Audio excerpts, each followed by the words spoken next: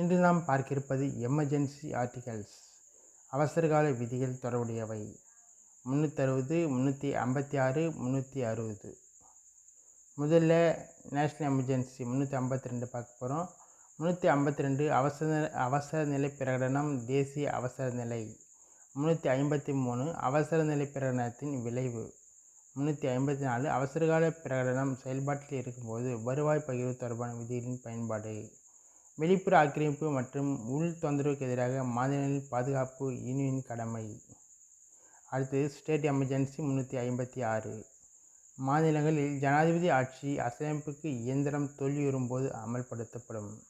357 சட்டப்பிரிவு 356 கீழ் வெளியிடப்பட்ட பிரகடனத்தின் கீழ் சட்டமியற்றும் அதிகாரங்களை பயன்படுத்துதல்.